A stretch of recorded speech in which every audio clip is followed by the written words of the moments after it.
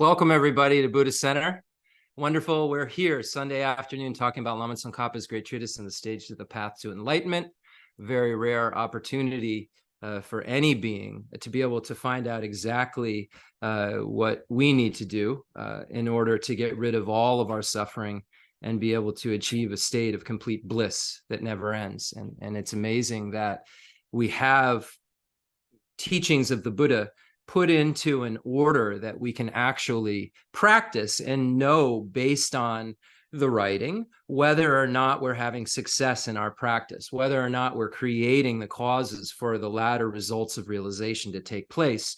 And we have a very good mirror to look at when we have a text like the Great Treatise on the Stage of the Path to Enlightenment that enables us to truly see whether or not we're progressing and we're actually making it, moving forward on a spiritual path, and really whether or not we're on a spiritual path at all. And we learn that really spiritual path begins at, wanting to, be free from the lower realms of cyclic existence in our next life. So as soon as we start to think about trying to gather the things for this life, it isn't a spiritual practice. It doesn't become a spiritual practice until we've thrown out this life, as the great old Kadampa masters say. Until we've been, willing, and Atisha and Drontompa say, to throw this life away and look towards something, further than this life, our future life, we haven't really begun to engage in spiritual practice.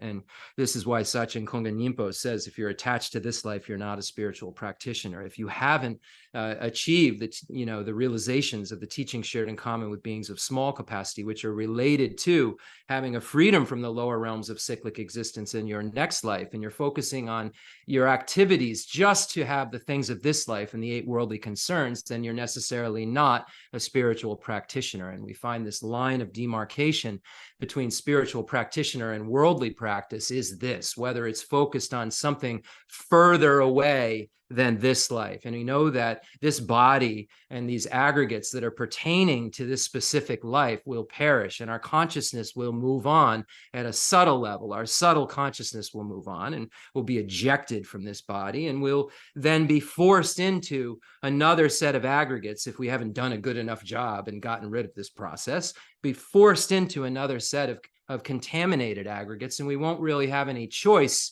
in that matter. That lack of freedom is the misery that is cyclic existence, that being forced again and again beyond our control into this kind of basis of suffering over and over and over again. And at the time of death, we will only have our spiritual practice and what we familiarized ourselves with to rely upon when that ejection is going to take place. And if we know that this is coming and this life is just a blip on the radar of a continuum of lives, beginningless lives that we have, and an endless consciousness, we begin to become more realistic with our behavior throughout our days and see that our behavior needs to be concordant with that which, or our mind or our familiarization needs to be concordant with that which we want it to be like when we're about to die. So when the ejection happens, we eject into somewhere that we have the ability to keep working on getting rid of suffering and eventually achieving the state of bliss. So this is the whole point of being a spiritual practitioner, is it's setting ourselves up to eventually be Buddha and making sure that whatever we're doing within our scope eventually will lead to that beautiful state of perfection, perfect wisdom, love, compassion, skillful means, and power that comes about in the 32 and 80 major marks and the 80 minor marks that come about through a specific process, through specific causes that create specific results that are bases for latter realizations that eventually become the final perfection of Buddhahood. But we need to understand this in an integrated way, in a systematic way, in a way that we understand where each of the kind of foundational practices are and set our minds in line with those so that our mind has the mental basis to achieve the next realization. Our mind has the mental basis of the teaching shared in common with beings of small capacity. Then we have the ability to kind of set up this mind for the teaching shared in common with beings of medium capacity, this realization that goes from a kind of a smaller idea about wanting to get rid of like the grossest, most awful forms of cyclic existence to this idea that says all of cyclic existence is really a problem. But we have to identify each of these things step by step, because our minds thinks everything's just fine. We think everything's just fine. We don't think there's a problem other than when we have the suffering of suffering occur. And the suffering of change we don't notice because we run towards something else to make us happy and just think, oh, we just got bored. We call it like boredom. We label it as other things, but we don't really say, oh, it's suffering. This thing that is pleasurable thing is suffering, because we don't even identify it. The only time we really think about suffering is when we have like the suffering of suffering, a headache or a separation of a loved one. And then we throw ourselves into Dharma practice. And Dharma Kirti says in the Pramanavartika Karika that this is not renunciation. This is anger. This is aversion towards suffering. And as soon as that thing you're mad at goes away, then you don't have anything to really work towards getting rid of anymore in your mind. There's no problem anymore. You're on to the suffering of change and you don't identify it. So Dharma Kirti says we have to understand that this seeking out something that's awesome, liberation, is this mind that wants to definitely emerge from the suffering, but it's a mind that knows that I'm pointed at something that's freedom from suffering. So it's a happy, joyous mind. Whereas in a lot of times we think of renunciation as a mind that is just dull and given up on things and doesn't want to be happy because happiness is bad and, get away from it all and suppress it all. No, renunciation is saying, hey, I want what I've been seeking in all of these things in cyclic existence is mental happiness and the freedom from mental suffering, which, and physical suffering, but our minds are kind of what are interacting. Our sense consciousness is a consciousness, so we're reacting to all of these various types of suffering. We're always trying to make ourselves happy and not have any kind of suffering. So when you get renunciation, I don't have it. I'm not selling you this dream that I have it. And if you get it like me, but they say, and as I move closer towards this kind of idea of it, I see that it isn't like, oh, I don't get to do this stuff. Renunciation is, wow, I get to do what really works instead of what doesn't work. So it's this kind of wisest joy you could have in doing a process which would actually 100% lead to all you try to do day and night. And that's run away from suffering and run towards happiness. And none of the stuff that we've done this far has created one that lasts. It always changes. It always thrusts us into other situations. But here, today, we have an opportunity. Oh boy, that's a tough one. Umzula Aga is calling. Today, we have an opportunity to get rid of the thing that we're always trying to get rid of, but have never known how to do it. And today, we're learning actually how to do it. So that's a very fantastic thing. And I'm screen sharing if that's part of it. I have a question. Okay, Lorinda has a question. I have a situation. There's a tick on the dog. I don't want to kill the tick, but I don't want to touch the tick. If I can bring her in, could you take the tick off? Okay. Thanks. I'll be right in. Is it, can we do that in an hour? No, it's like crawling right at this moment. It's a deer tick. So I'll be right. That's fine. So anyway, so here's an opportunity in life to practice the Dharma. What are we going to do with this? We have a thing that's supposed to cause diseases, and that it's a super harmful being. So what do we do with this opportunity? So we just saw someone who is repelled by someone that is our mother. So we've, and I'm then saying, oh, well, can this wait, to get the thing that can poison my dog? I'm saying, can this wait? So then I'm eliminating all kinds of stuff too. So there's an elimination of this idea that this thing that's crawling around is my mom. And Pabunga Rinpoche says that when we identify the true idea that all sentient beings are our mother, we come upon a worm and we say, hello, mom. Okay, so Pabunga Rinpoche says that this is what's supposed to happen. Now's a good time. Yes. Okay, so now, Thank you. now I'm even wondering and thinking, like, did I squeeze too hard as I took the bug away? So this is what mindfulness is. Okay, now I've said that all sentient beings are my mother. I remember their kindness. I want to repay their kindness. I say, I'm going to do it. So do I do it by squeezing it too hard if I'm trying to just remove it so that another sentient being isn't harmed because there's two ignorant beings there that don't know the better? I'm harming my dog, this dog, and I'm about to be harmed by this bug, that has maybe some Lyme disease. It's interesting when we start to really put Dharma into practice and look at it from a live perspective, not from, the perspective that, you hear about it once a week and then you move on and act like a jerk, as Jeffrey Hopkins would say. You don't just move on and act like a jerk. You try to integrate these things into your life and be less of a jerk. You don't really become not jerk until you're a superior. Everything's mistaken. And then even then you're dwelling in mistaken until you're a Buddha, and if you're not seeing emptiness. But we come to recognize that our whole way of thinking, our whole way of reacting and acting, and what we're pulled towards and what we're pushed away from has been happening with an elimination that's really personal to us, very, very personal to us. And what we're usually eliminating is all of the potential that's there for us to be happy. We're eliminating the idea that there's emptiness of inherent existence. We're eliminating the idea that all sentient beings have been our mothers. We're eliminating this idea that we do this contrived meditation and say, I'm going to take it upon myself. The sixth step, the task of freeing each and every sentient being. Oh, I'm not capable. I must become a Buddha.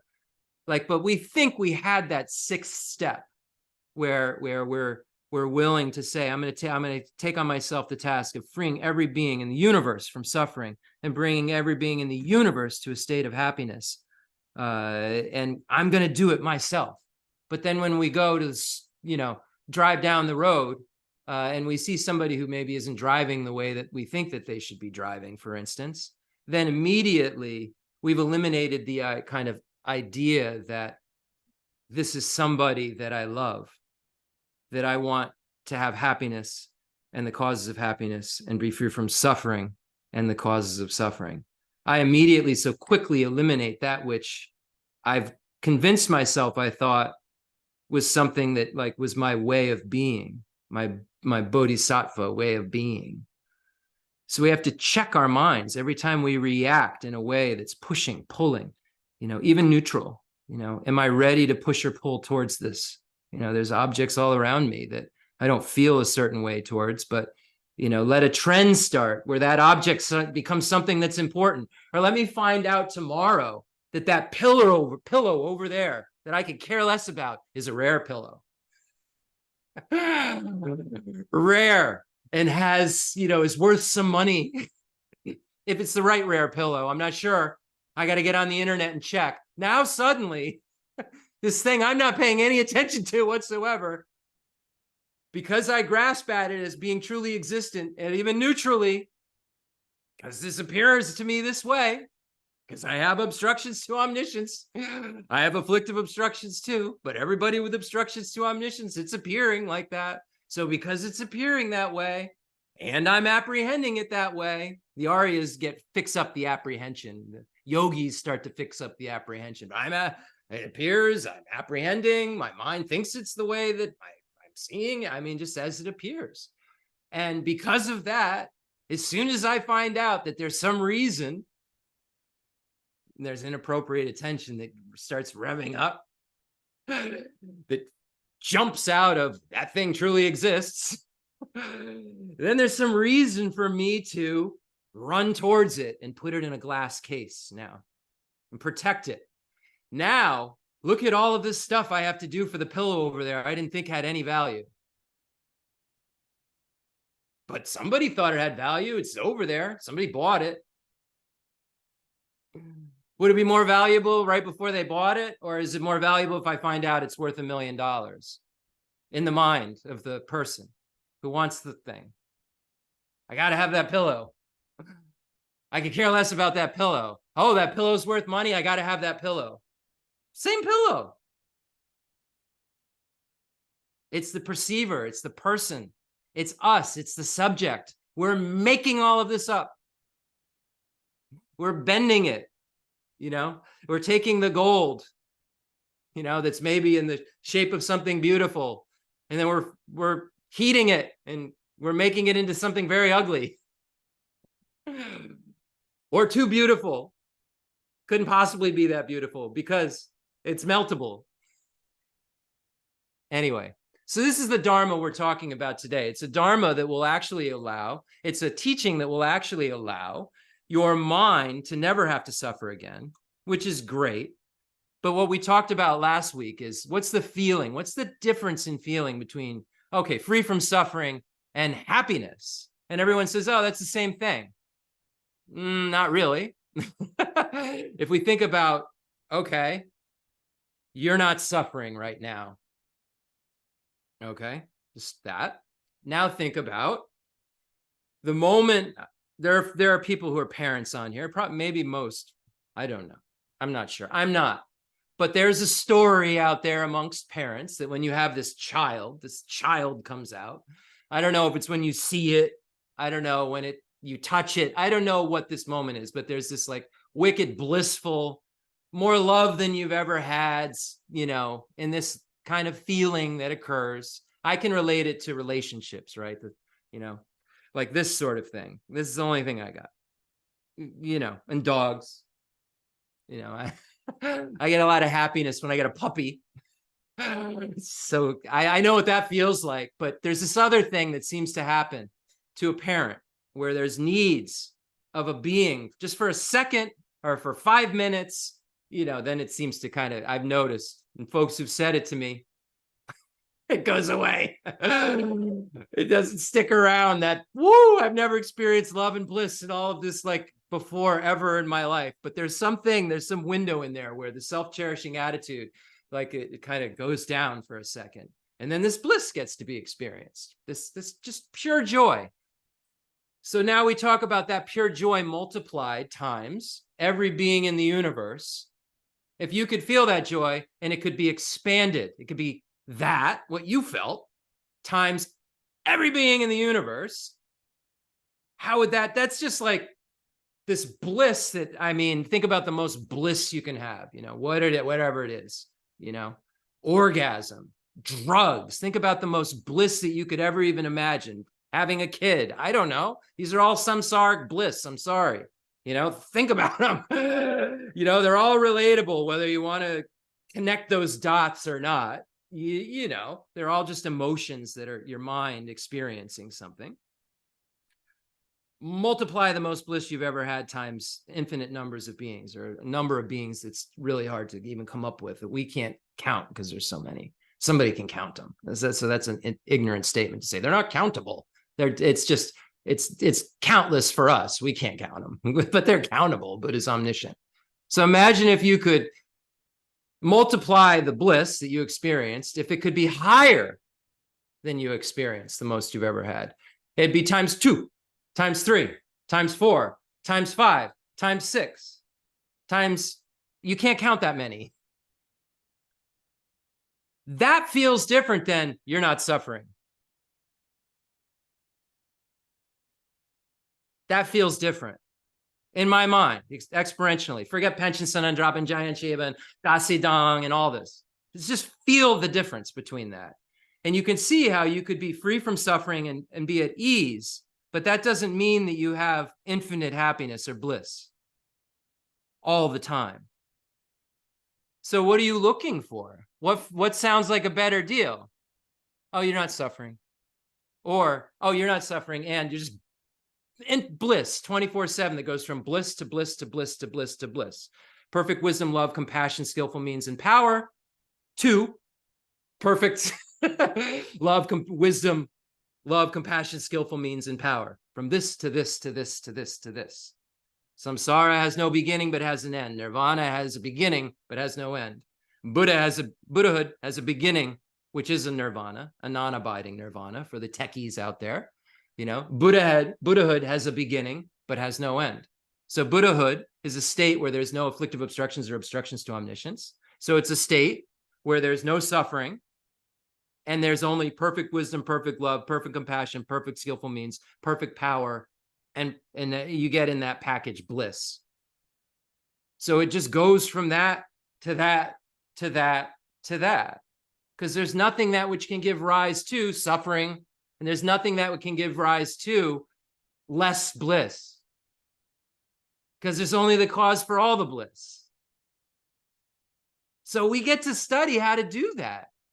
We get to learn how to figure out, okay, I don't want to suffer ever again. Sure, in all the ways. So I'll be at ease. But then I can be like, yeah. And then just go help everyone to go, yeah. I mean, that's something different. So we always talk about making this practice feel like something. So this is something that is so important to me when I'm giving a teaching, that like I've heard so many people say, like, how, we hear all the details about the Lam Rim, but how do you put it into practice? But then the second part of the greatness of the teaching is that it allows you to see that all instructions are practice, nothing's contradictory. It allows you to understand the conqueror's intent, and you don't abandon wrong views. But then people say, I don't know how to practice the Lam Rim. But then the greatness of Atisha's doctrine is that he shows us that everything's an instruction to practice. So you figure out what is practice. It's your day. It's not just that's a cushion only. I mean, you can call that your practice, but if your practice isn't off your cushion, then I don't really know what you're pointing at. I really don't know like what you're trying to, what you mean when you say this word. I practice Buddhism. Like you're practicing something. You're practicing to be more generous, more ethical, more patient, having more joyous perseverance, and more better meditation and more wisdom. So you're practicing it. So when you're just you're practicing it so that you can always have it. So why would you? It just doesn't even make sense. So you want to always have something, but you only practice it 30 minutes a day. When it's not something like an instrument that you can only practice sometimes when you have it. Your mind is always with you. The instrument of the mind to practice with is always there. So if all things are instructions to practice, then when is the time to practice? Every moment. Every moment, because every moment the mind is clear and knowing. Every moment the mind is in the nature of clear light and unsullied and has the potential to be matured. So when's the time to practice? Every moment. What do I practice? The instructions. Where do I find them? In the Lam Rim. What order do I do them in? Understand there are persons of three capacities, small, medium, and great. I shall write clearly to identify their individual characteristics. Lord Atisha in the Lamp for the Path to Enlightenment. Where do I begin? Where do I end? Where am I going? So basic and clear. Yet we overcomplicate it and think that, okay, well, being a nice person's too hard. I'll go get a highest yoga tantra initiation because they say we can use desire on the path. Somehow I can just like jerk out and be angry, and I'll just like be empty at the same time, and I'll be having lots of sex, and all that sex is going to somehow, I'm going to see the emptiness of it. And just, as Jeffrey Hopkins says in the book on, what is it, in Meditation on Emptiness, that in these degenerate times, everyone wants to practice highest yoga tantra, but highest yoga tantra isn't for the degenerate. Something we really got to know. And what does that mean? That you've practiced the teachings shared in common with beings of small and medium capacity, and the teachings for beings of great capacity, and the perfection vehicle. What does practice mean? It in your life, not 30 minutes on the cushion, with the carriage, the supermarket, and in the park, or wherever you go, whatever you do. I don't do much, so my examples sound like I'm just pointing at people. You all know I don't really do that much for years now, except this. So it's like, or the room over there. I don't know. But anyway, you get my point. So let's begin by thinking, as we always do, about bringing all sentient beings here. I know this was a long introduction. It is what it is. You know, everyone we know asked Babunka Rinpoche, could you cool it down with the preliminaries? Could you, like all the entry, he used to do a lot of prayers and a lot of, teach for hours and hours and hours afterwards. And they were like, could you just kind of get to the teaching? And he said that everything would be ruined if there wasn't a basis set up, if the introductory prayers weren't set up. And I always feel like part of this whole process for us getting to the point where we're looking at Tsongkhapa's text is setting a motivation and feeling that we've brought everyone here, and that really connecting in such a way that the virtue is like an atomic bomb virtue. And it's kind of like in these degenerate times, we got to figure out how to speed this stuff up. And the only way we're going to do it is to work within the moments. And if I don't tell you that, and we just move on and we go to the 6 sufferings, and you're like, yeah, I agree, those things stink. And then you leave here and then you just go do something else. I will have gypped you. I will have cheated you with this teaching. I will have not told you what Buddhism really is. Buddhism isn't Sunday mornings. Buddhism is Sunday morning, afternoon, and evening, Monday morning, afternoon, and evening, Tuesday morning, afternoon, and evening, Wednesday. I think you get my point. I won't go the whole way. You're smart people. That's practicing Buddhism. It's not like we go, we get a blessing, somebody touches on the head, we hear some mantras, and then we're good for the week. And then somehow at the end of our life, we can just, say something. We could say, oh, I take refuge, but our minds will be so terrified of dying and separating from our loved ones. Our minds won't be concordant with what our mouths are saying. And our mouths aren't going. Our mouths are not being ejected. Our minds are being ejected. So what's our mind really like right there? Because that's going to be ejected, not what our mouths can say. And if our minds are familiar, because we don't know, we're going to die at noon, 12, at midnight, 7 p.m., 6 a.m., but what if we only practice at 8 a.m.? We got to wait. We got to hope we die at 8:30 because that's the only window of time when we'll be practicing what will help us at the time of death. No. We know our good friend's friend just dropped down. Thank goodness they're still alive.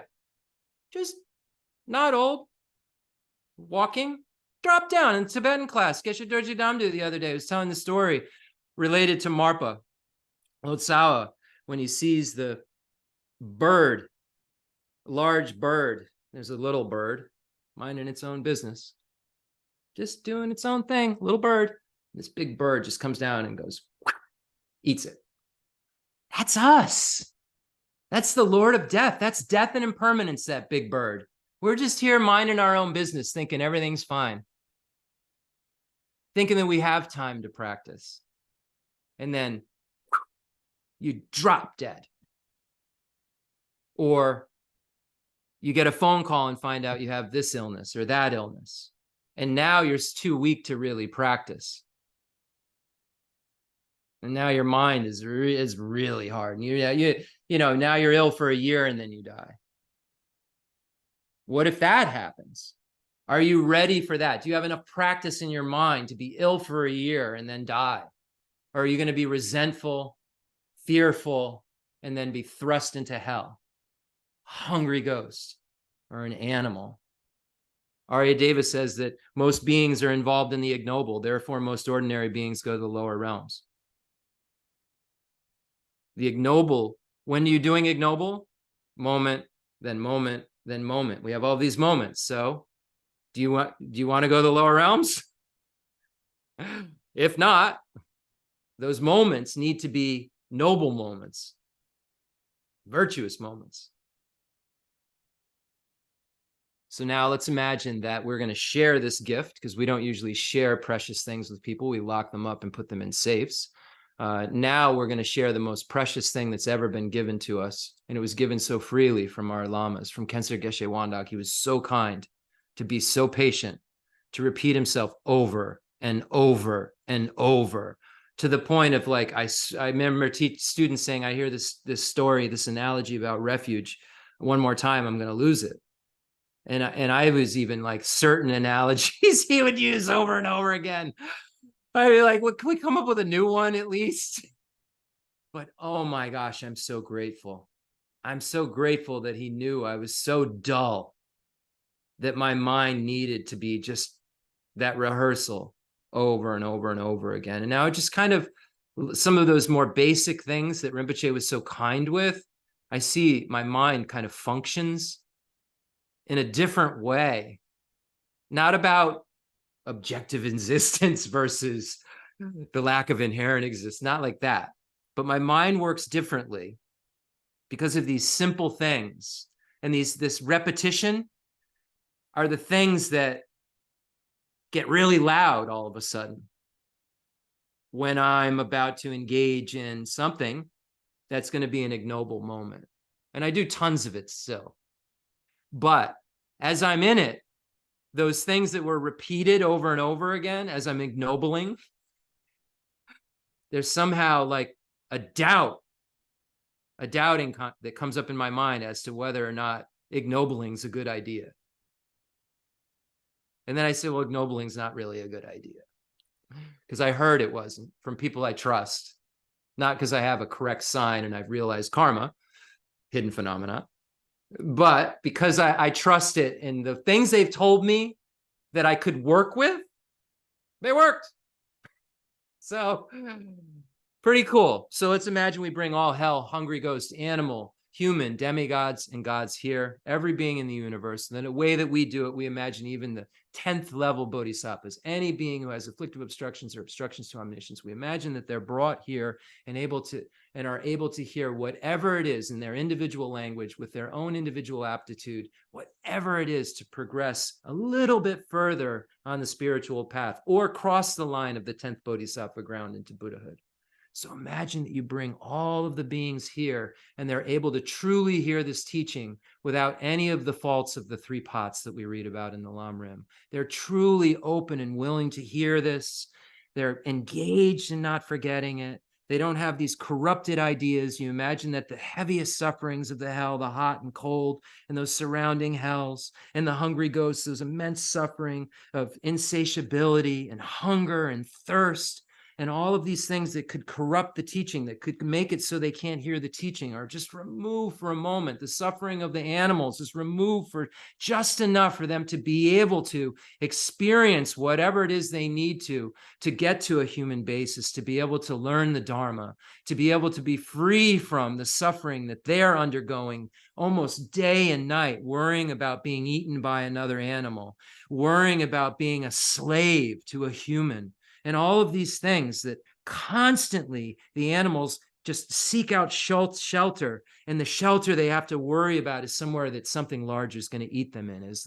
There's the example of the huge bird that just comes in and takes the little bird away and didn't even see it coming.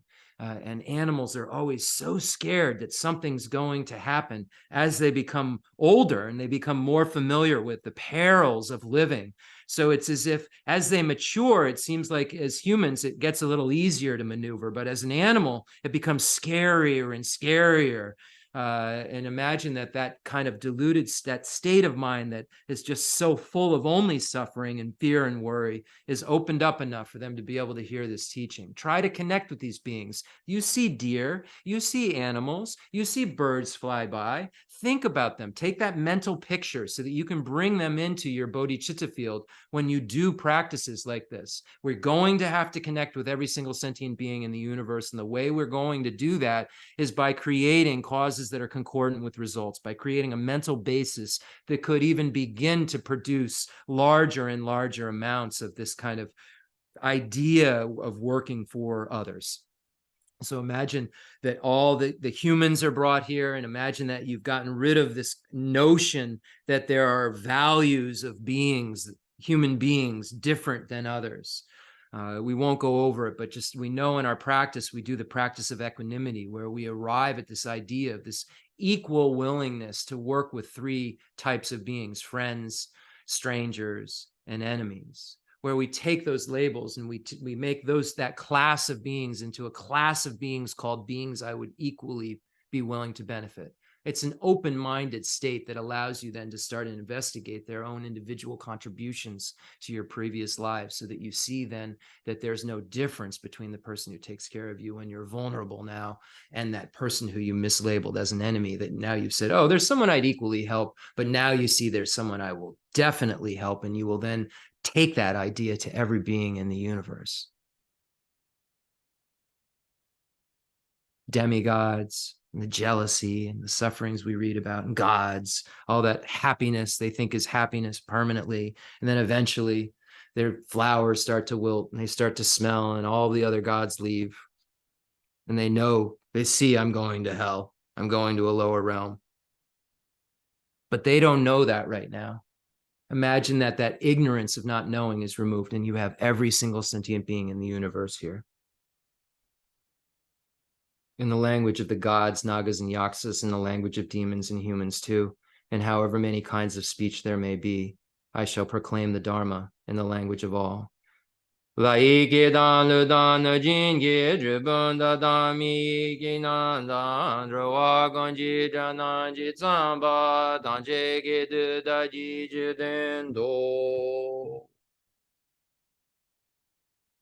into the 7-point Vairocana posture. Inspire all the sentient beings around you in this posture, as it says in the Lamrim Chemo, Ramasanga's text, about this is a posture that inspires others, conducive to clarity of mind. So now get into that 7-point Vairocana posture. And we'll just now kind of calm our minds down a little bit and focus on the breath.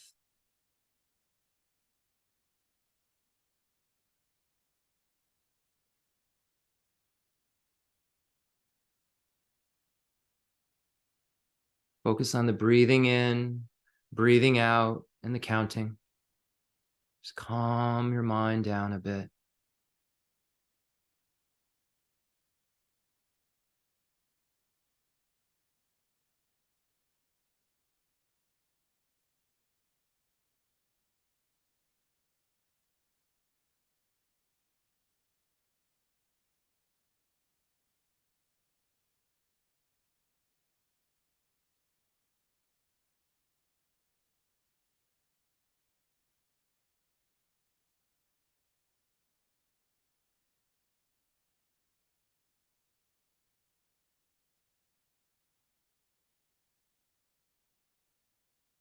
Now you imagine that all the beings around you are calmed down, chilled out. Everybody's calm and ready to be able to experience the merit field. The discursiveness, kind of the busyness of the mind, is calmed down. Your mind is calmed down. You feel that almost the energy in the room is just calmer, just a little bit calmer. And there's more serviceability now. More readiness to be the kind of student Arya Deva says we need to be, more readiness to be open-minded, intelligent, and make effort.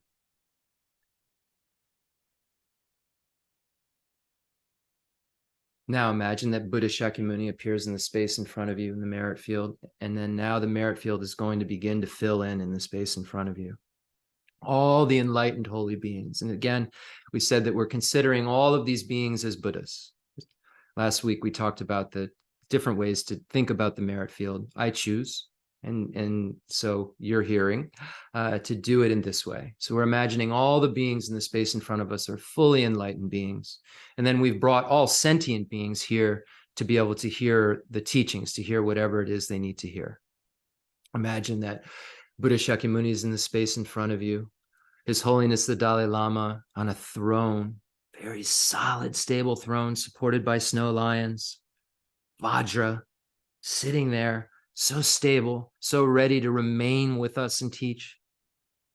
Imagining Khensa Geshe Wandak, looking into our eyes and smiling. So many of us spent so many years with him.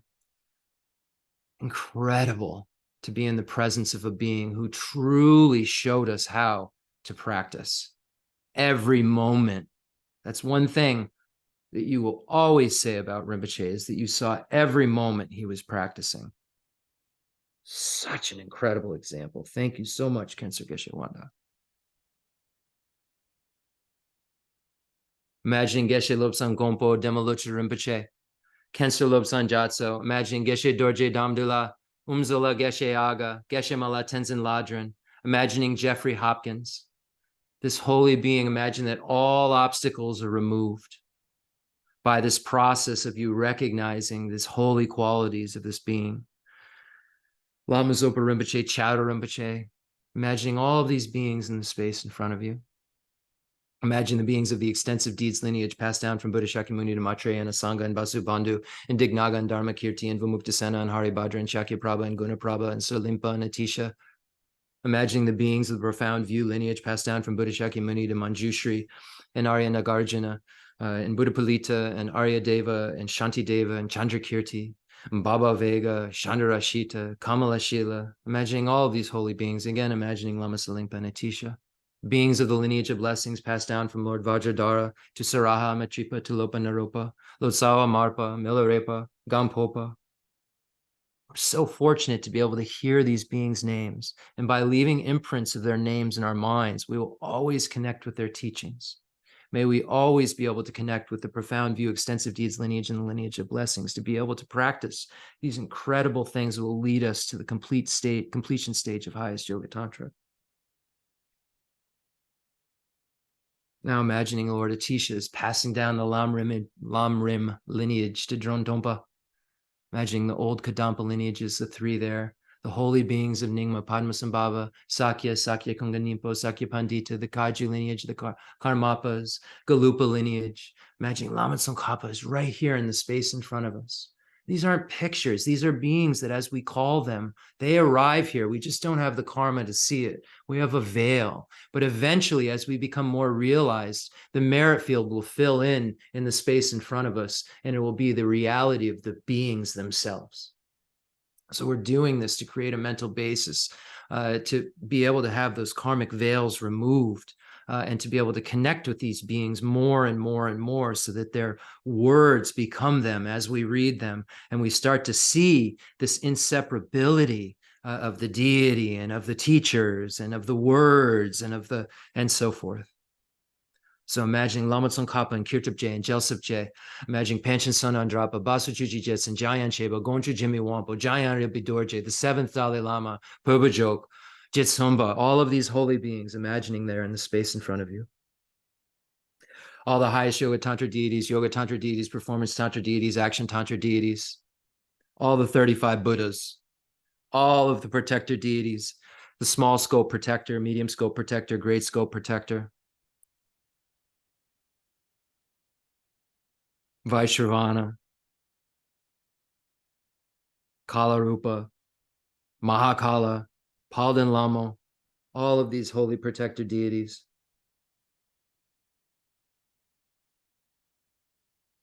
They made vows to protect the Dharma and those who practice the Dharma. We're so fortunate to be in the category of those types of beings. But are we? Do we practice the Dharma, or is it a facade? Because Dharma protectors don't protect a facade. They protect people who practice the Dharma.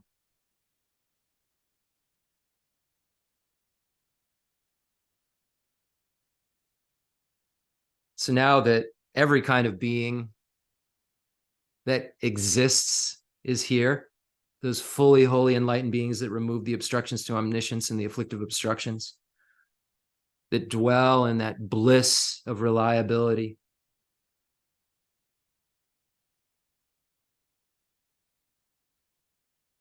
And the sentient beings who still possess any among the afflictive obstructions and obstructions to omniscience are here. So we have sentient beings here and we have non-sentient beings here. All beings in the universe are here. The merit field looking into our eyes, so happy we're actually doing something about our problems. We have a lot of problems, and we think we're doing stuff about our problems, but we're not really doing anything about our problems. And the Buddha came here to show us how to fix our problems, and most of us don't. 8 billion, 7 billion human beings, most of us don't really use the remedy the Buddha brought to fix our problems. We go to everything else that doesn't work.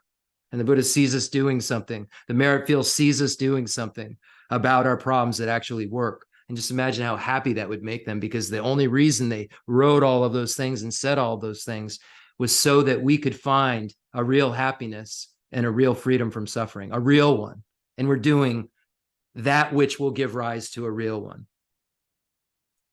So as sentient beings, we have a sigh of relief that we don't have to suffer. And we don't have to have a cap, like this kind of blissless, unreliable state. And all the Buddhas are so happy and have this bliss, and they're so relieved that we're all here without this bias we normally have and bickering we normally have. Every sentient being's here, and they're here for the one thing that the Buddhas came here to show us how to do. Imagine how that makes the merit field feel. You have to experience these teachings like this. Think about why Buddhas come. Think about how often you don't do what Buddhas came to tell you to do. And when you do what the Buddha tells you to do, how that changes just kind of an alignment of this consciousness who's trying to make something happen. Because the Buddha, even though he's omniscient, is not omnipotent. It's not frustration there, but the Buddha just knows, I can't do it. I can't do anything. This guy's not listening. He's not a vessel. I could talk all I want, so I'm blue in the face. He's not a vessel. But then the Buddha sees that the vessel's filling. It's filling. Oh my, all this stuff I've been saying with the wind. I've been trying all this stuff to get to this guy, Jeff. Everything I've tried, and he's listening. Finally, what that would feel like. Because the Buddha's not omnipotent. The Buddha can't just come fix me. And the Buddha knows that. So I'm not saying the Buddha's frustrated. I'm just saying feel these teachings. I'm not positing something preposterous. I'm just saying feel these teachings. Even some of the teachings that are illogical, I've come to really, really admire, even though they drive me a little crazy, in how they feel and how they help you evolve. This is all about evolving. How do they make you feel? If it feels a way that perpetuates you evolving, then wow, it's gold. Because we're not usually evolving. Most beings are involved with the ignoble. Therefore, most beings go to the lower realms. So with this in mind, let's talk about some medicine. And the only medicine, the only liberating path is the wisdom realizing emptiness. And we know that the second turning of the wheel of Dharma, the Buddha taught, we look at the three turnings of the wheel of Dharma. First turning of the wheel of Dharma, the Buddha taught the Four Noble Truths. In Sarnath and Varanasi, you can leave the Heart Sutra up. Second turning of the wheel of Dharma, the Buddha taught the Heart Sutra. In Rajagir, Walter Peak Mountain. And then the third turning of the wheel of Dharma was in Vaishali. The Buddha, first turning of the wheel of Dharma, the Buddha taught the Four Noble Truths. Second turning of the wheel of Dharma, the Buddha taught the Heart Sutra. The third turning of the wheel of Dharma is called kind of the wheel of interpretation, or the wheel of good differentiation, where the Buddha interpreted his own teaching. So this belongs to the class of teaching called the second turning of the wheel of Dharma. And this, according to the Madhyamaka Prasangika view, is the definitive teaching of the Buddha. And the first and third turning of the wheel of Dharma are the interpretable teachings. Others would disagree in other tenet systems. This isn't a teaching on tenets, so we won't get into that. But according to the Nagarjuna, the second turning of the wheel of Chandrakirti, Buddha Palita, Arya, the second turning of the wheel of Dharma is definitive. If it's about ultimate truth, if it's about emptiness of inherent existence of all phenomena, then it's necessarily a teaching, emptiness of inherent existence. I can't say all phenomena, because if something said that form is empty of inherent existence, that would be ultimate, and that's not all phenomena. So just got to be careful when you say stuff. But if it's not a teaching on this ultimate truth, according to Prasangika, then it's not a definitive teaching. It has to, and this is the teaching where the Buddha taught the final nature of reality, and the Buddha taught the only liberating path, which is this wisdom that arises that's the opposite of what we normally do. Normally, we grasp at self of person and phenomena as being inherently existent, as having its own nature. As I'm in the Heart Sutra, it says empty of nature. Normally, we grasp at things as having their own nature, but they're empty of having their own nature. So we look at things 180 degree from where they should be, and it's that problem, that grasping at self of person and phenomena as being truly established, that then leads to us overvaluing and exaggerating everything and then saying, oh, that's something I should be attached to. Oh, that's something valuable enough for me to hate. And or that's something that's really just there, if it's just even being neutral, that's really there. It's definitely there from its own side. And it's from that kind of idea and exaggeration, and that then running towards it and running away from it, then we then create karma, contaminated karma, because it's afflicted. And then that contaminated karma gives rise to the wheel, 6 realms of cyclic existence, turning buckets on a water wheel because of grasping at I and mind. As Chandrakirti says, we turn like buckets on a water wheel. And then Chandrakirti says, I bow down for compassion, to compassion for such beings. So this emptiness somehow, and understanding emptiness somehow, is related to compassion. You wouldn't think so, would you? Somehow, by understanding that everybody is misapprehending things, and that even the person I think is a jerk is being a jerk because they're just like inherently a jerk. They're just dependently arising into this because I'm here for them to jerk to. And there's this interdependence that's happening that allows me to suppress my idea around them as labeling them as an enemy, and gets me to a place where I could equally benefit. Because I'm not clinging in the same way to them, because I'm a little more smart about why they're yelling. I'm starting to see what dependent origination is when I'm looking at the Rice Seedling Sutra and the 12 links of dependent origination at the kind of grossest level of the lower schools, dependent origination, cause and effect, which is dependent origination, is lack of autonomy. Don't sell that dependent origination short. Say, oh, I'm into labeling. That depends. I mean, Tsongkhapa says that you can understand the lack of inherent existence through a thing being caused, because it's then not autonomous if it depends on something. And then you say it's not autonomous. If it's not autonomous, it can't be findable inherently. There's no autonomy within its parts or outside of its parts, because you can't, it's something that just is a dependent arising. So of course, that's not the final view. We have the 3 levels: the dependent arising of causes and conditions, and the dependent arising of wholes and parts. And then the prasangika final is the mere imputation in dependence upon a collection. And that's how things exist: mere imputation and dependence on a collection. But just things cause and effect are going to make it so that they're not autonomous. Okay, so this is what the Buddha is talking about in the Heart Sutra, is this idea that things are not inherently existent. And we have to come to find this after years and years and years and years and years of study, and then find that we thought we found it and didn't find it, and then try to find it again, think we found it, and then find out we didn't find it, and then find it again. So this is a process of learning that we will all need to go through. And then explicitly, the Heart Sutra talks about the 5 paths. So ready? The Sutra of the Heart of Transcendent Knowledge. Thus have I heard, once the Blessed One was dwelling in Rajagriha at Vulture Peak Mountain, together with a great gathering of the Sangha of monks and a great gathering of the Sangha of Bodhisattvas. At that time, the Blessed One entered the Samadhi that expresses the Dharma called profound illumination. At the same time, noble Avalokiteshvara, the Bodhisattva Mahasattva, while practicing the profound Prajnaparamita, saw in this way, saw the 5 skandhas to be empty of nature. Then, through the power of the Buddha, Venerable Shariputra said to noble Avalokiteshvara, the Bodhisattva Mahasattva, how should a son or daughter of noble family train who wishes to practice a profound Prajnaparamita?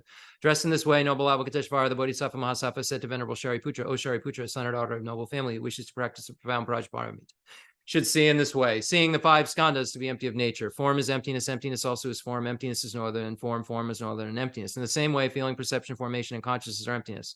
Thus, Shariputra, all dharmas are emptiness. There are no characteristics, there is no birth and no cessation, there is no impurity and no purity, there's no decrease and no increase. Therefore, Shariputra, in emptiness, there is no form, no feeling, no perception, no formation, no consciousness, no eye, no ear, no nose, no tongue, no body, no mind, no appearance, no sound, no smell, taste, no touch, no dharmas, no eye, dhatu, up to no mind, dhatu, no dhatu of dharmas, no mind, consciousness, dhatu, no ignorance, no end of ignorance, up to no old age and death, no end of old age and death, no suffering, no origin of suffering, no cessation of suffering, no path, no wisdom, no attainment, and no non-attainment. Therefore, Shariputra, since the bodhisattvas have no attainment, they abide by means of Prajaparamita. Since there is no obscuration of mind, there is no fear. They transcend falsity and attain complete nirvana. All the Buddhas of the three times by means of Prajaparamita fully awaken to unsurpassable, true, complete enlightenment. Therefore, the great mantra Prajaparamita, the mantra of great insight, the unsurpassed mantra, the unequal mantra, the mantra that calms all suffering, should be known as truth, since there is no deception. Prajaparamita mantra is said in this way: Teata Om Gate Gate Paragate Parasangate Buddhi Soha. Thus, Shariputra, the Bodhisattva Mahasattva, should train the profound Prajaparamita. Then the Blessed One arose from that samadhi and praised noble Avalokiteshvara, the Bodhisattva Mahasattva, saying, Good, good, O son of noble family, thus it is, O son of noble family, thus it is. One should practice the profound Prajaparamita just as you have taught, and all the Tathagatas will rejoice. When the Blessed One had said this, Venerable Shariputra and noble Avalokiteshvara, Bodhisattva Mahasattva, that whole assembly in the world with its gods, humans, asuras, and Gandharvas, rejoiced and praised the words of the Blessed One. Ngala jube jo tamba neng je de ju ngai de jen ju ba ba la ma yi bu jin zi ni song gan zhe zo la zhe ze lo aga zamara je chan ra zamara be aga zamara je chan ra zamara.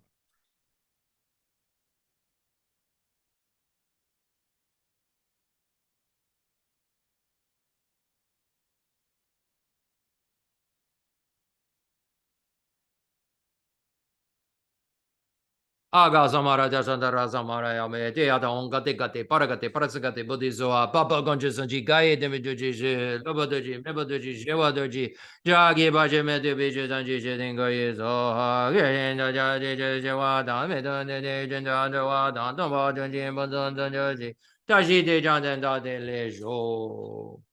The mandala offerings, requests for teaching.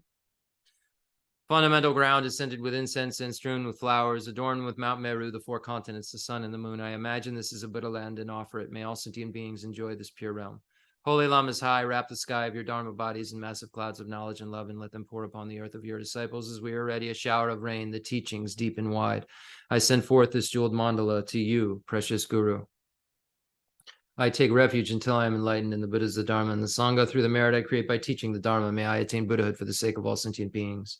I take refuge until I am enlightened in the Buddhas, the Dharma, and the Sangha. Through the merit I create by teaching the Dharma, may I attain Buddhahood for the sake of all sentient beings. I take refuge until I am enlightened in the Buddhas, the Dharma, and the Sangha. Through the merit I create by teaching the Dharma, may I attain Buddhahood for the sake of all sentient beings.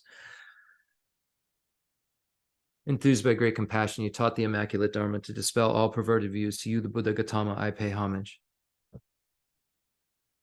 The one who transformed into a reliable guide, motivated by altruism to benefit beings, sentient beings, the teacher, Sugata, and protector, to you I make prostrations.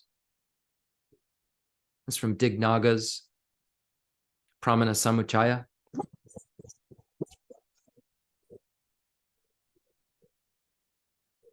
You're attached to this life, you're not a spiritual practitioner. You're attached to samsara, you have no renunciation. You're attached to your own self-interest. You have no bodhicitta. If there is grasping, you do not have the view. What if you're attached to Amazon? And so here we have it. Here we have it. Here we have more Dharma. More Dharma. The Amazon truck comes. Someone in the house is very happy. The Amazon truck comes. Someone in the house is very angry. The dog. I don't care. Whatever. I don't mean I'm angry. But I'm not happy, the Amazon trucks. I'm not that person. We'll just leave it at that. So we have a dog. Hi, they're here too. A dog who's going to get up here and teach, I suppose. It's fine, whatever. Who sees that as an object of they hate, angry, aversion. Get out of here. Push away. So Geshe Dorji Damdu talks about push and pull, push and pull. Here we have an example. The Amazon truck comes. Somebody's thinking, oh, I wonder what it is. Oh, should I go out there before class is over and get it? But it's raining outside. So is it something that should not get wet? This precious thing that I've ordered? Then there's someone else saying, now the dog's got trace remnants. So now it's decided, oh, better go get the thing in case it's wet. It's valuable. Now the dog thinks maybe that truck's here again because the door is open and maybe the person that came in the truck is coming in now. So the dog is angry again at the truck that came to bring the thing. And so you get it. You're getting it. So we have two consciousnesses, two object possessors. We're Yul Chens. We have two object possessors, both in samsara. Now, object outside, same object. What's going on? Why isn't the dog who loves us so happy? Something's come for my owner. What's going on there? Why isn't this object so attractive?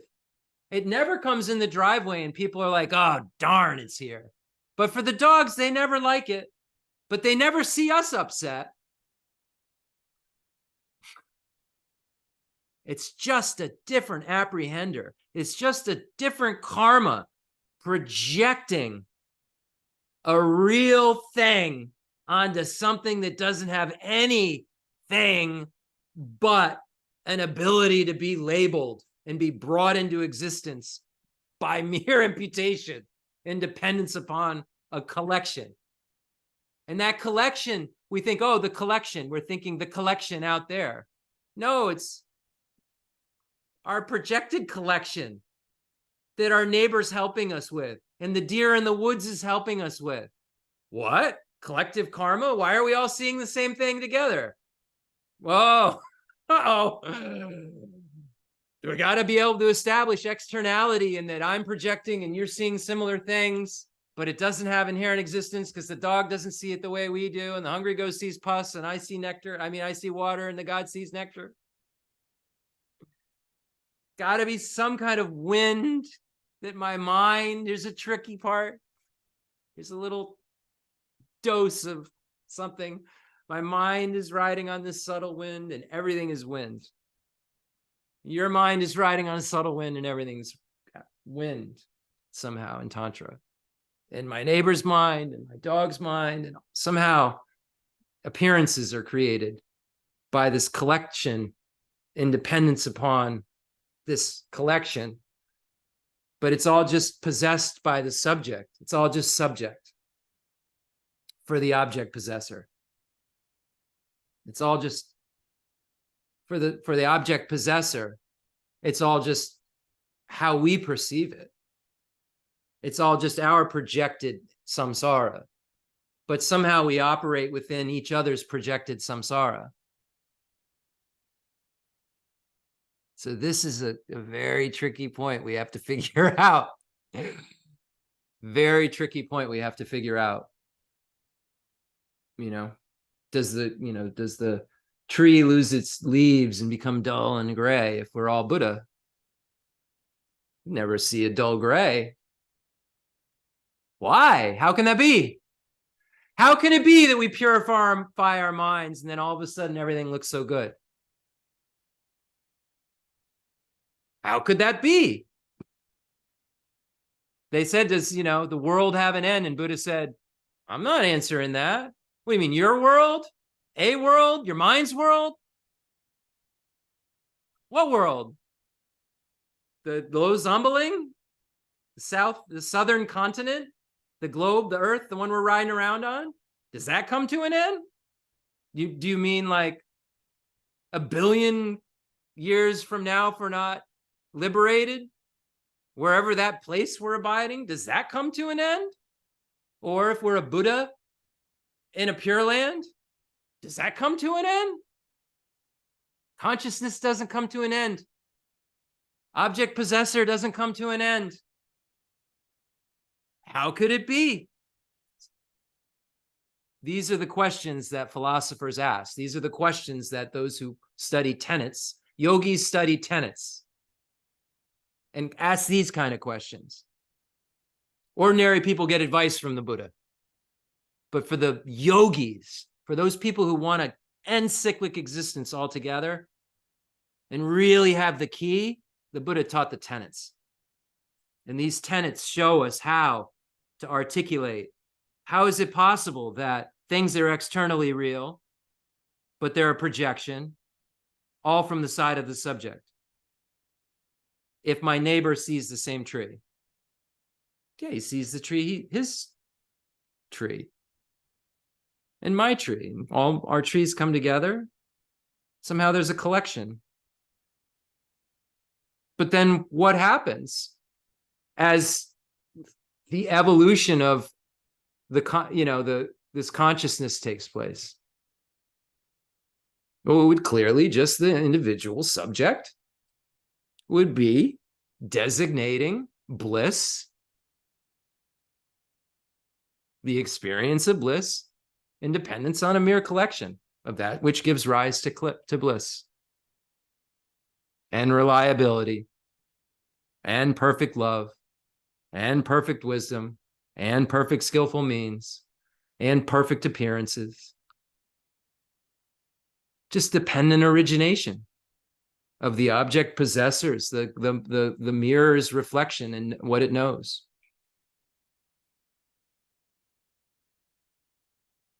Are all of our mirrors reflections in what we know, what we consider to be objectively existent? We all live here because we all agree it's truly existent. Weird, right? If you're who you appear to be. We're all together here. One thing we have in common is that we all think things appear to be truly existent. We all have that. And it's from that the inappropriate attention, the afflictions, and the karma contaminated kind of ways of being and thinking create contaminated places to be in for a contaminated thinker. But the uncontaminated thinker doesn't live in a contaminated place, because there's not a contaminated way of thinking to give rise to a contaminated result of a contaminated appearance. If there's no contamination, if there's no obstruction to omniscience, an appearance of true existence can't even occur. But that we have to be able to clearly identify what true existence is versus existence. Something can exist but not exist truly. So we have to be able to identify the difference there, because the Buddha was not saying things don't exist. Nagarjuna doesn't say things don't exist. Things don't exist the way you think they exist. You think they have some objective existence existing right in the object, but no, it's a subjective situation going on, a mere designation and dependence upon a collection. There's some kind of a collection, but that collection includes your designation. That collection includes your subject, object. There's, if you need tall for short, it's a lot going on when we make these kind of statements about relative, we say things like, oh, he's a really tall person. Well, what if somebody's an inch taller? Are they short? We say all of these things in relation, but then we believe, oh yeah, this is like this. But then we don't even think about, well, why? Why am I clinging to things the way that I am? Why am I thinking about things the way that I am? What is going on here? So this is what we need to correct. And until we start to correct the way that we think, and we start to see that appearances and reality are having some kind of dual, like reality meaning we think about it and say, hey, things appear this way, but when I think about it, it doesn't seem like they possibly can be the way they appear. So it starts to not tally those two things. Your analysis and the way things appear start to not work together. And that's the beginning of doubt that begins your evolution towards getting rid of that which gives rise to the subject we're on right now, which is the First Noble Truth. I mean, all of this grasping and all of this ignorance related to cause and effect and ignorance related to karma and its effects, ignorance related to the nature of reality. All of this ignorance is what's making us have all of the problems that we have, all of the 8 types of suffering, 6 types of suffering, 3 types of suffering. The third type of suffering, the main type of suffering, pervasive compounded suffering, which is the main thing Buddha was talking about, is the problem, this forcing, has inside of it this thing we keep talking about, grasping at true establishment, right in there. It's the maniacal mastermind behind all of it, behind all of this thrusting into these problems that we have. And in looking at the 6 types of suffering that we're looking at right now, we see this really magnified, without Nagarjuna's being so clear and Lama Tsongkhapa's being so clear with us that once we establish that samsara is a thing, like we start to believe, oh, samsara, korwa, cyclic existence, this is a thing. I think this is a thing. I think my mind might go on after I die. I think that every moment of my mind is caused by a previous moment mind, and I can't figure out where the beginning of that is. That's starting to kind of make sense. And if that's the case, and if I'm going somewhere, so we start to learn more and more and more. I'm going somewhere. Okay, my mind's going somewhere. Where could I be going? And then we see, oh, in the small scope, my mind could be going into a body that's in these, horrible states. So I don't want to do that. And then we see in the medium scope, oh, my mind can go into a body in cyclic existence. And that's really the main problem. Well, what's the problem with that? What's the problem with cyclic existence? It's a good time sometimes. What's the real issue? Well, the good time sometimes doesn't last. And that's the good time has within it the self-destruct mechanism, the suffering of change we talk about, that it's already a problem because it's samsaric happiness. This feeling of pleasure will change into a less degree, then it becomes suffering, becomes a kind of this changing element. If in Buddhahood, you don't have a change in happiness or a lesser degree in happiness, it doesn't go down. Your lack of suffering doesn't, you get a little suffering back. If you come in Arhat, you don't have any suffering.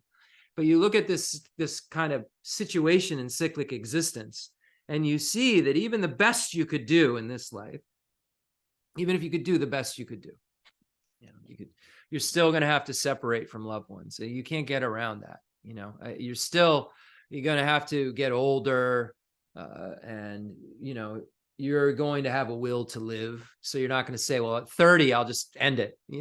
At 30, you won't want to. If you think, oh, I have these peak capacities and I don't want to go any further. You can't analyze a place where even in this life you're satisfied. And then you look in a broader sense with the 6 types of suffering, and you see first this uncertainty of like, you don't know where you're going or who you're going to be with. And everything that you think right now is the way things are is going to go totally like crazy in a minute. Like all of these things that people you don't know are going to be people you know, and people that you love are going to be people you hate, and people like this incredibly chaotic thing is going to happen when you die. It's not going to be like have your traveling companion, your friend, or someone who's going to help you, unless you have your lama. We know you have your lama, we're okay. So we're okay. But we're talking about this first truth. So we have this uncertainty. And then we say, oh, okay. If there is this uncertainty where I don't have any kind of knowing of what's going on, then this isn't a good deal. Because even if now I could create like the best thing to make me feel like I'm okay, I'm going to die. I will die. And then what? And that uncertainty. This one doesn't say, you're going to be this and you're going to be that. It says, and then what? And then it says, well, what about could be that? Could be this. Could be that. Maybe your mother becomes someone you marry. Maybe your son becomes someone you eat, like in the story. Shariputra says, samsara is so disgusting. He's eating his child. He's caught him. His child died. Something like this. And becomes a fish. And then I wish I had the exact quote. I don't like misquoting things, but we see how samsara, there's a story of someone who you cared about becomes a fish, and you catch the fish and you're gnawing on the bone. And then a dog comes over to try to get the bone, and you beat it to get it away when you're eating your loved one and beating your loved one. And Shariputra sees this and sees all their past lives and says, this is just really disgusting. This uncertainty is so disgusting. I'll get the quote for next time. I've read it before. And then we see the insatiability. So when I'm in these states, what about the human one? This is what I have to relate to. I'm never satisfied. And that's the problem. They say that what's sicker than when you get everything you want, you're not satisfied. And you see this. You see material things.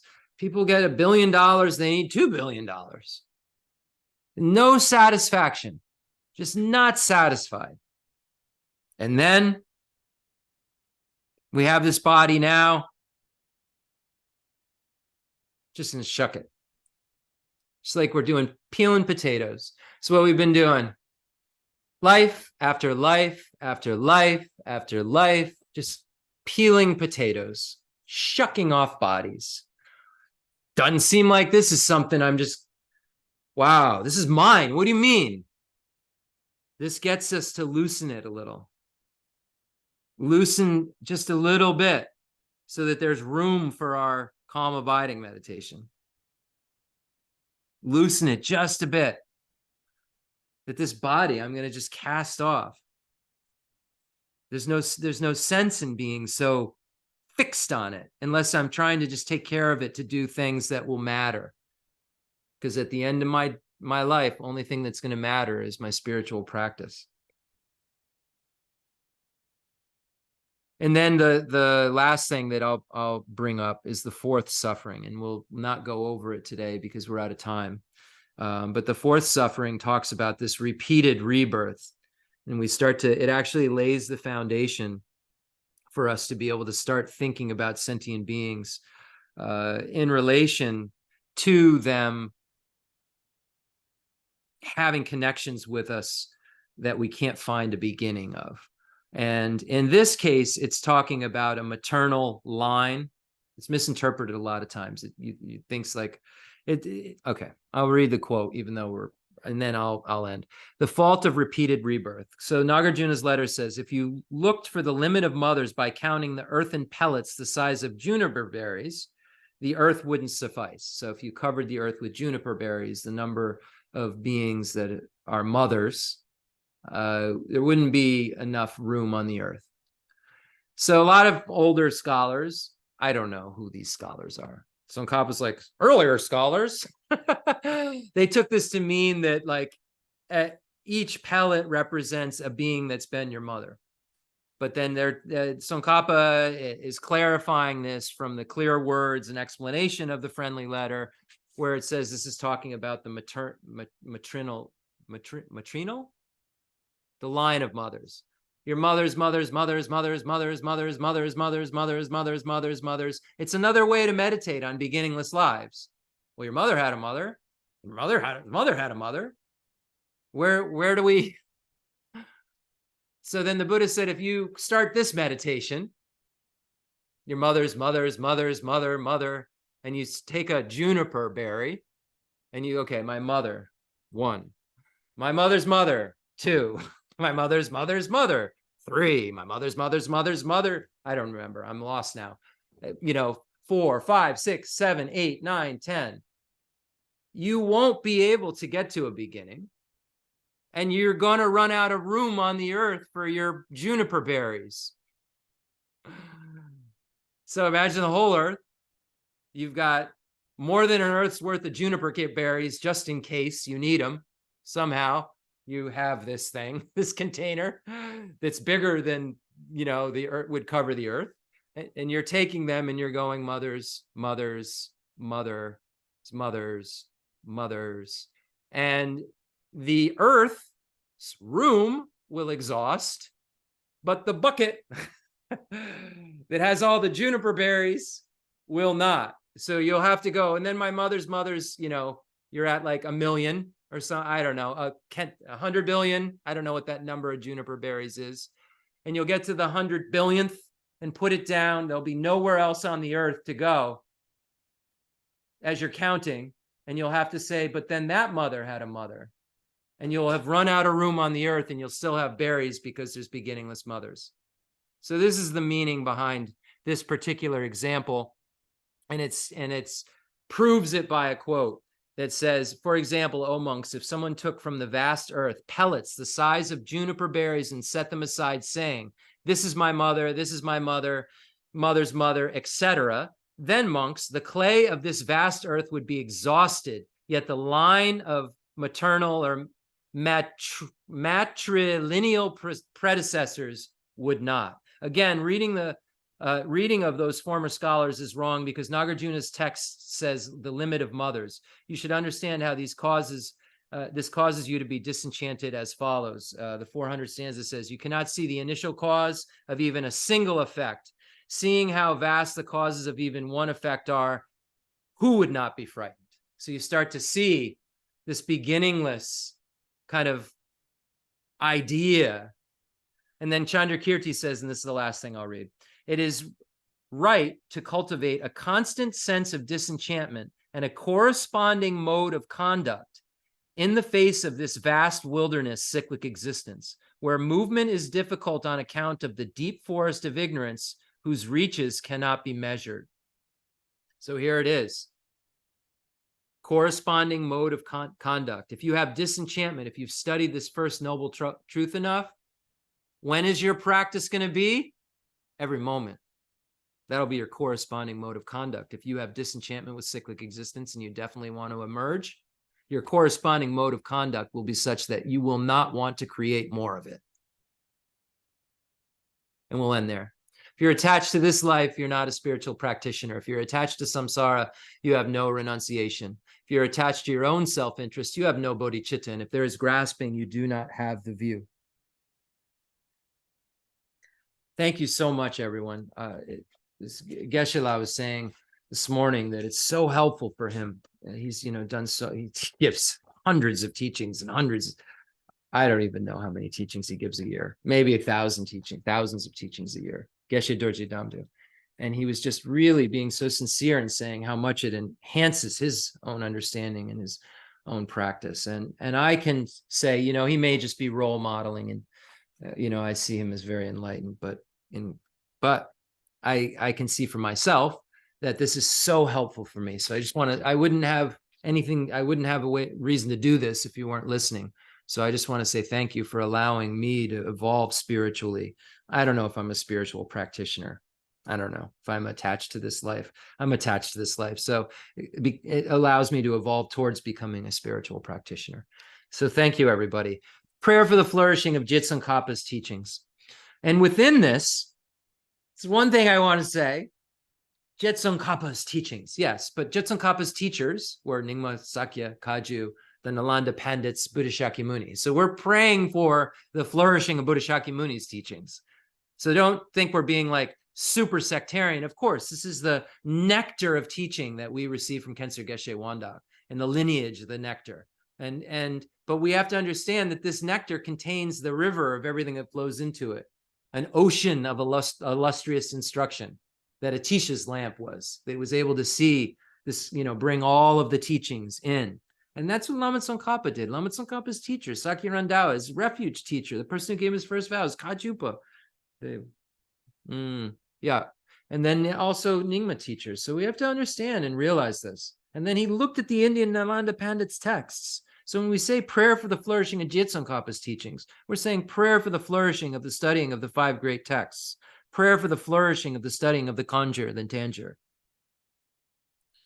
Though he's the father, producer of all conquerors, as a conqueror's son, he produced the thought of upholding the conqueror's Dharma in infinite worlds. Through this truth, may the conqueror Losang's teachings flourish.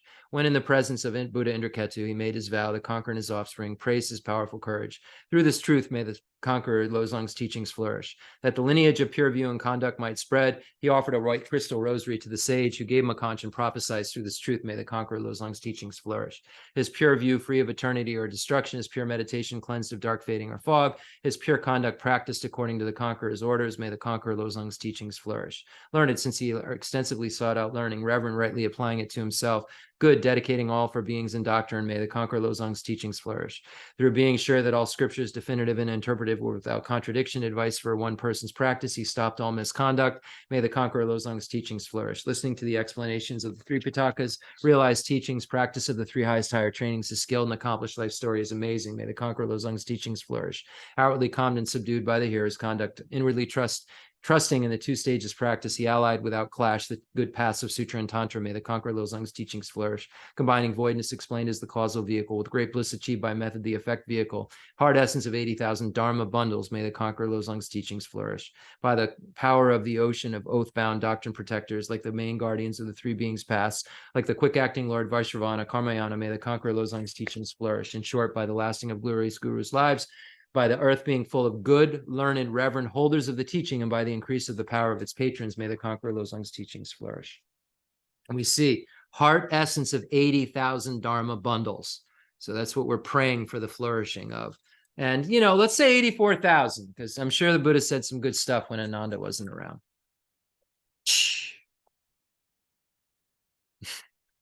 Okay. Outer mandala offering and dedication prayer. A concluding mandala offering and dedication prayer. The fundamental ground is scented with incense and strewn with flowers, adorned with Mount Meru, the four continents, the sun, and the moon. I imagine this is a Buddha land and offer it. May all sentient beings enjoy this pure realm. I dedicate whatever virtues I have collected for the benefit of the teachings and of all sentient beings, and in particular, the essential teachings of Venerable Zandrapa to shine forever. I send forth this jeweled mandala to you, precious Guru. Any mistakes that I made, may they be purified by the mantra of Vajrasattva, imagining Vajrasattva in the space in front of you, inseparable from your root Lama, imagining light rays and nectars are showering down and you and all sentient beings and transforming into white ohms, red ahs, blue homes, and purifying yours and all sentient beings, body, speech, and mind, respectively. Om ah hom. Om benzazato samaya manabalaya benzazato zeno bajidati me vazutukai me vazubukai me anurag me vazavazini me brachasava kamasucha me kitam shiyam kuruhum ha ha ha ho bhagavan zavatata kata benzamami muka benzabava mahasamaya sapa ah om hey.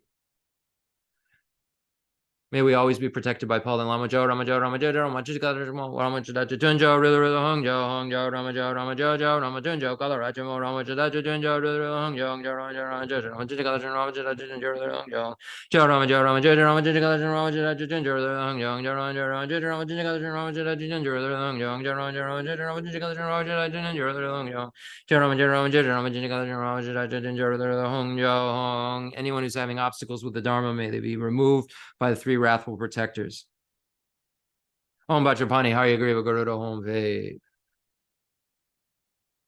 I dedicate all this virtue to emulate the knowledge of the hero Manjushri, and likewise Samantabhadra as well. Whatever dedication is praised as supreme by all the conquerors who traverse the three times. I also dedicate all my roots of virtue for the sake of auspicious deeds. In that pure land surrounded by snowy mountains, you are the source of all benefit and happiness. All powerful, Avalokiteshvara, Tenzin Gyatso, may you stay until samsara's end. May His Holiness the Dalai Lama remain in this world and continue to share with us this incredible Dharma of the Nalanda tradition, and continue to just be a source of inspiration for the world. I have my copy here somewhere. I don't have my copy, so I'll read off the screen. I'm counting on you. Okay. And thank you. I just want to say thank you to Lorinda today for allowing us to do some live kind of how you do Dharma experience in our lives. And it was just kind of poking fun and being playful. And I appreciate you so much, and everything that I am doing now in my life, good, in terms of my ability to have the time to really look at these things, is because of your kindness and because of, yeah, anyway. Thank you. A complex yogi poses as a simple monk. Homage to Kensur Geshe Wandak Rinpoche, our precious spiritual friend who is inseparable from Aryatara. I fully prostrate, covering as many atoms of the earth as possible to your pure body, speech, mind, and enlightened activities. I offer to you drinking water, bathing water, flowers, incense, candles, scented water, food, and music purified by Om Ahom, Om Ahom, Om Ahom. The rarity of having 1 million wish-fulfilling gems is a common occurrence compared to meeting with a holy teacher like you, who placed the complete path to Buddhahood in our childlike hands. Just like a teacher who came to Tibet with a lamp to dispel the darkness of ignorance, you, kind abbot, arrived in the West with a lineage purer than a diamond and begged us never to be satisfied with partial instructions. The teachings of the extensive deeds and profound view lineages flowed from your lips like nectar for our ears that elucidated the teachings for beings of three capacity. Now the sound has stopped. All composite things are impermanent. You told us that all of your teachers passed away and understood the sadness in treating us to continue our studies. The Buddha does not wash away the negativities of beings, nor does he remove their miseries by his hand. His spiritual realizations are not transferred to them. It is by teaching the truth of suchness that beings are liberated. We are not prepared to take this difficult journey to the highest goodness of Buddhahood without your continued guidance. Sadness in our hearts would be too overwhelming. May you swiftly return to this world and take care of us in all of our lives, wherever we may be, never leaving our hearts and crowns. May all sentient beings perfectly realize renunciation, bodhicitta, and the correct view of emptiness, so they know who you really are. And that second to last line, can you move it down real quickly before I end? This is what we have to remember also. Like, if suddenly we're about to die, this is what we remember. We're not prepared to take this difficult journey to the highest goodness of Buddhahood without your continued guidance. The sadness in our heart would be too. May you swiftly return to this world and take care of us in all of our lives, wherever we may be, never leaving our hearts and our crowns. This is what we remember. And then we remember, but remember the Lama, inseparable from the deity. If you have this moment where suddenly you're in a jam and you're going to be ejected, just remember that the Lama is really there when we call him or her to protect us. Really. So thank you so much, everyone. I appreciate all of you, and we'll talk soon.